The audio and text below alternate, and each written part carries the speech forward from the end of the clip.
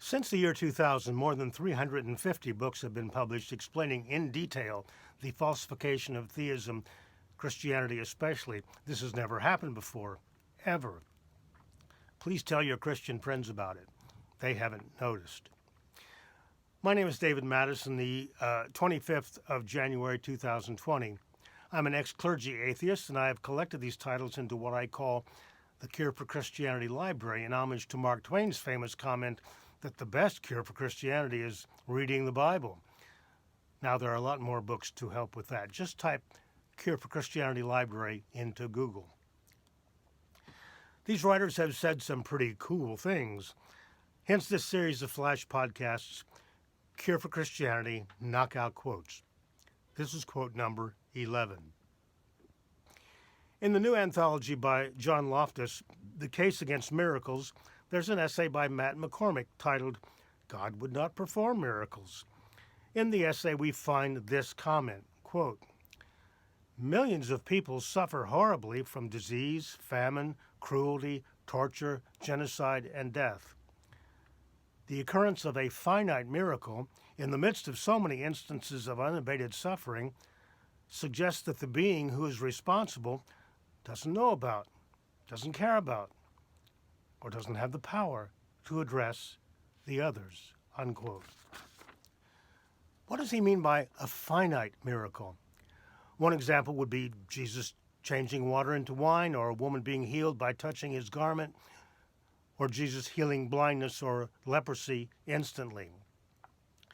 McCormick's point is that if God can do these things, why doesn't he come to our rescue a lot more often? We are not impressed if a few scattered miracles occur, as McCormick says, in the midst of so many instances of unabated suffering. What's going on? Doesn't God know about or care about our suffering, or doesn't have the power to do better? I've heard Christians claim that a prayer marathon for a cancer patient worked. God did it. The cancer was cured. That would be another example of a finite miracle. Why doesn't God make it an infinite miracle? If he can eliminate cancer in one patient, why not go ahead and cure all cancers worldwide, once and for all, now? We're told that God's power and love are infinite. Let him deliver. Then we hear the excuses. God moves in mysterious ways. He has a plan we cannot know. But how do priests, preachers, and theologians know this? It's a guess to get God off the hook. They can't answer the hard questions. So God is mysterious. Where's the evidence, the data to back up the claim that God is mysterious? It's a guess. Christians have backed themselves into a corner. They want a God who can do spectacular miracles, yet they have a God whose miracle record is pretty spotty. Actually, it's pathetic.